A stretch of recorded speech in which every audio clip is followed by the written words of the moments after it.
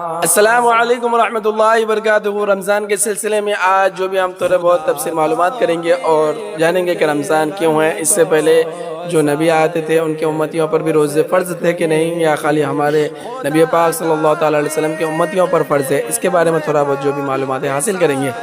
تو حضرت سے پوچھتے ہیں کہ رمضان کے روزے ہم پہ کیا ہے، فرض ہے، واجب ہے، سنت ہے، کیا ہے، ذرا اس کے بارے میں بتائیے۔ رمضان المبارک کے مہینے میں جو ہم روزہ رکھتے ہیں یہ صرف ہمارے اوپر ہی فرض نہیں ہے، بلکہ اس سے پہلے جو امتی ہوتے تھے ان کے اوپر بھی رمضان کے روزے فرض تھے، جیسے کہ خود قرآن مجید میں ہے یا ایھا الذین آمنوا کتب علیکم الصیام کما کتب علی الذین من قبلکم لعلکم تتقون۔ اے ایمان والو، اللہ تبارک و تعالیٰ نے تم پر رمضان کے روزے فرض کیے جیسا کہ تم سے پچھلی امتوں پر بھی اللہ تبارک و تعالیٰ نے رمضان کے روزے فرض کیا۔ روزہ جو رہتے ہیں تو کیا پورا مہینہ روزہ رہنا فرض ہے یا خالی تھوڑے روزہ رہیں گے تو فرض ادا ہو جائے گا؟ روزہ پورا مہینہ رکھنا فرض ہے اور یہ رکھنا ضروری ہے۔ اگر کوئی پورے مہینہ روزہ نہ رکھے، ایک دو روزہ چھوڑ دے تو وہ گناہ گار ہوگا۔ رمضان میں کون سا کام کرنا چاہیے اللہ کو پسند ہے اور کون سا کام ناپسندیدہ ہے؟ اللہ تبارک و تعالیٰ کو پسندیدہ کام چند ہے، ان میں سے قرآن میں اللہ نے فرمایا وَتَعَاوَنُوا عَلَى الْبِرِّ وَالتَّقْوَى وَلَا تَعَاوَنُوا عَلَى الْإِثْمِ وَالْعُدْوَانِ وَاتَّقُوا اللَّهَ، کہ نیکیوں پر ایک دوسروں کی مدد کرو اور برائی پر ایک دوسروں کی مدد نہ کرو۔ تو جو بھی انسان خود بھی نیکی کرے اور دوسروں کو بھی نیکی کی تلقین کرے، یہ رب تبارک و تعالیٰ کو پسند ہے۔ اور ساتھ ہی ساتھ حدیث شریف میں ہے خیرکم من تعلم القرآن وعلمہ، تم میں سے بہترین وہ شخص ہے جو خود بھی قرآن سیکھے اور دوسروں کو قرآن سکھائے۔ اور یہ ہم جو بھی عالم دین سے سنتے ہیں کہ رمضان میں ایک نیکی کا ثواب 70 گنا زیادہ ملتا ہے، کیا یہ بات صحیح ہے؟ جی، یہ بات بالکل سچ ہے کہ رمضان المبارک میں ایک فرض کا ثواب 70 گنا ملتا ہے اور نفل کا ثواب فرض کے برابر ملتا ہے۔ رمضان کے مہینے میں جیسا آپ 5 ٹائم کی نماز کے ان کے ساتھ ساتھ اور تراویح کا بھی اہتمام کیا جاتا ہے، تو اس میں کیا سنت تراویح سننا، یعنی سورت تراویح جس کو بولتے ہیں ہم، کہ علم ترا سے لے کے سورہ ناس تک، تو وہاں تک وہ سننا اچھا ہے یا قرآن پاک یعنی ختم قرآن جو قرآن پاک کے ساتھ ساتھ پڑھا جاتا ہے وہ سننا افضل ہے؟ کون سا ہے زیادہ افضل؟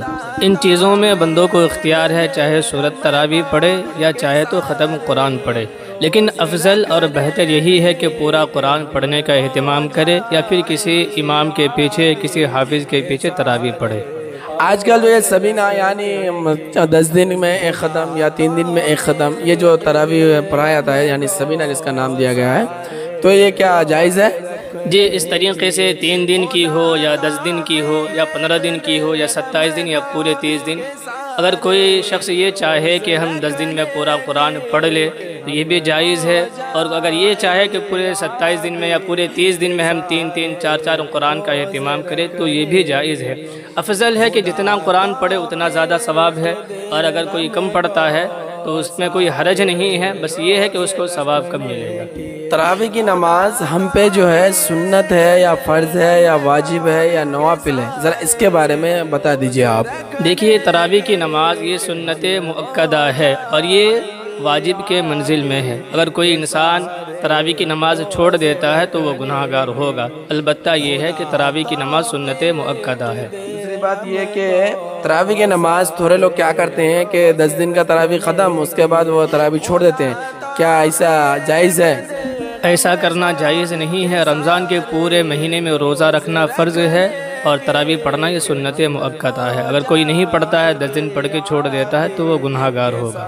سنت مؤکدہ یعنی ادا کرنا ہی ہے۔ اگر وہ 10 دن میں جماعت کے ساتھ تراویح ادا کر لیے اور کاروبار والا انسان ہے، یعنی کچھ بھی بزنس وغیرہ کرتا ہے، تو ویسے انسان کے لیے کیا حکم ہے؟ وہ تو 10 دن میں ختم قرآن تو ہو گیا ان کا، تو وہ اکیلے پڑھ سکتا ہے کیا یہ نماز، یا امام صاحب کے پیچھے ہی پڑھنا ہے؟ اکیلے اگر ادا کر سکتا ہے تو اس کے بارے میں بتا دیجیے آپ۔ دیکھیں، ایسے شخص کے لیے یہ بہتر یہی ہے کہ اگر وہ وقت نکال سکتا ہے تو جماعت کے ساتھ پڑھے، اگر وقت نہیں نکال سکتا ہے تو تنہائی میں، چاہے گھر میں پڑھے، چاہے مسجد میں، چاہے پھر کسی بھی پاک و صاف جگہ پر پڑھے، نماز ہو جائے گی۔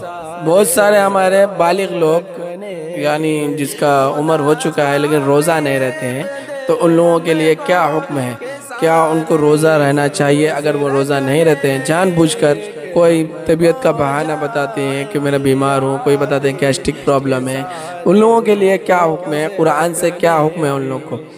اور ہمارے نبی پاک صلی اللہ تعالیٰ علیہ وسلم کیا نصیحت کی ہے کہ روزے دار روزہ رہنے کے لیے نہیں رہے گا تو ان کے لیے کیا عذاب ہے، کیا مرنے کے بعد ان لوگوں کا کیا عذاب ہوگا، کیا حشر ہوگا، ذرا بتا دیجئے تاکہ ہمارے ناظرین سن کے روزہ رہیں۔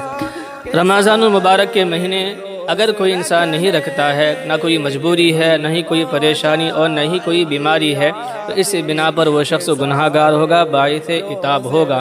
جیسا کہ اللہ نے قرآن میں فرمایا وَأَمَّا الَّذِينَ فَسَقُوا فَمَأْوَاهُمُ النَّارُ، اور وہ لوگ جو فسق و فجور کرتے ہیں، گناہ کرتے ہیں، تو ان کا ٹھکانہ جہنم ہے۔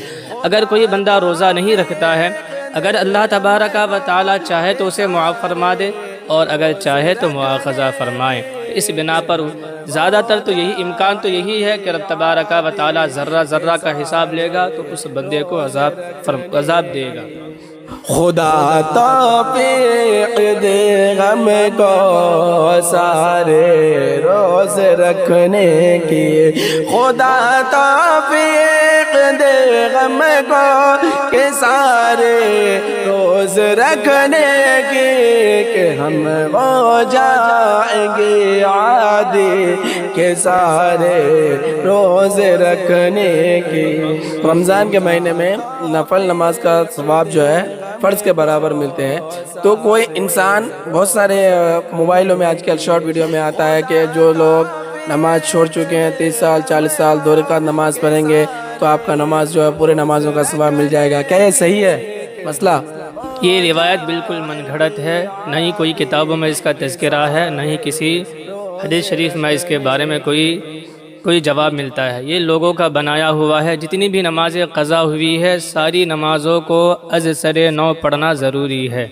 اسی لیے ہمارے مفتی صاحب ایک شعر لکھتے ہیں، آپ لوگ ذرا توجہ فرمائیے۔ خدا توفیق دے غم کو نمازیں ساری پڑھنے کی، خدا توفیق دے غم کو نمازیں ساری پڑھنے کی، کہ ہم ہر دن کریں کوشش نمازیں ساری پڑھنے کی۔ نماز فجر کل دنیا وما فی ہاں سے بڑھ کر گئے، بہت ساری فضیلت گئے، بہت ساری فضیلت گئے نماز فجر پڑھنے کی، خدا توفیق دے غم کو نماز فجر پڑھنے کی۔